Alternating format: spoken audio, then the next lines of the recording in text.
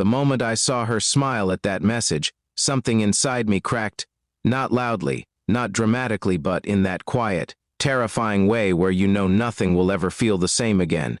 It wasn't just the smile. It was what came after.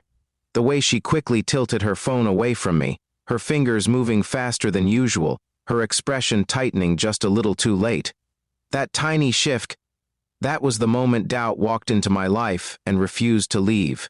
If you believe in kindness, forgiveness, and second chances, take a moment to like, comment, share, and subscribe. Stories like this remind us how fragile love can be and how strong it must become to survive. Her name was Rebecca, and for 8 years, she had been my peace in a world that often felt too loud. We lived in a quiet suburb outside Denver, Colorado, in a modest house filled with small memories coffee mugs with chipped edges, a couch we refused to replace, and a backyard where we once talked about having children someday. Life wasn't perfect, but it was steady. Or at least, I thought it was. That night, the air felt different. I couldn't explain it, but something in the way she moved around the kitchen felt distant. She laughed at something on her phone again, softer this time. But when I looked up, she immediately locked the screen.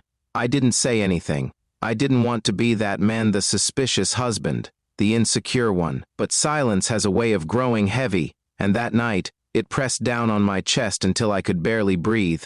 Days turned into weeks, and the pattern repeated itself. Late-night messages, sudden smiles, quick glances away when I entered the room. She began taking her phone everywhere, even to the bathroom, something she had never done before. I tried to convince myself it was nothing, maybe a new friend, maybe work stress. Maybe I was just overthinking. But deep down I knew something had changed. Her name kept slipping into my thoughts like a question I couldn't answer. Who was on the other side of those messages? What kind of connection could make her smile like that, but hide it from me? I remember one evening, sitting alone in the living room while she showered upstairs. Her phone buzzed on the coffee table. Just once. A simple notification. I stared at it for what felt like minutes, my heart racing faster with each second. I told myself not to look. That trust mattered. That love meant believing in her even when it was hard. But curiosity is a dangerous thing when mixed with fear. I picked up the phone. The screen lit up, and there it was, a name I didn't recognize. Caleb. Just one message preview. I missed that smile of yours. My hands went cold. My chest tightened as if someone had wrapped a chain around it and pulled. I didn't scroll. I didn't need to. That one sentence said enough. When she came downstairs, I was still sitting there, the phone in my hand, my world quietly collapsing. She froze when she saw me, her face draining of color in an instant. For a long moment, neither of us spoke. The silence between us felt louder than any argument could have been. I wish I could say I reacted with anger, that I shouted or demanded answers, but the truth is, I didn't. I just looked at her, searching for something familiar in her eyes, something that told me this wasn't real, something that told me I still knew her. She slowly walked toward me, her steps hesitant, her voice barely steady. She tried to explain, but the words felt distant, like echoes in a room I no longer belonged to. She said it wasn't what it looked like, that it was just talking, that she never meant for it to go this far. But isn't that always how it begins? Not with a single mistake, but with a series of small choices that slowly drift you away from the person you promised to stay with. That night, I didn't sleep. I lay awake, staring at the ceiling, replaying every moment of the past few months. Every smile I ignored, every strange silence I dismissed, every instinct I chose not to trust. And the hardest part wasn't the betrayal itself, it was realizing how close we had been and how far we had quietly drifted. The days that followed were heavy with tension. We spoke, but carefully, like walking on broken glass. She admitted that Caleb was someone from her past, an old friend who had reappeared unexpectedly. At first it was innocent, just catching up, but slowly it became something more, something emotional, something she didn't fully understand herself. She told me she felt lost, that somewhere along the way she had stopped feeling seen, that our routines had turned into distance, and she didn't know how to fix it. And instead of talking to me, she found comfort in someone else. It hurt more than I expected, not because she reached out to him, but because she didn't reach out to me. I began to question everything. Was I not enough? Had I stopped trying without realizing it?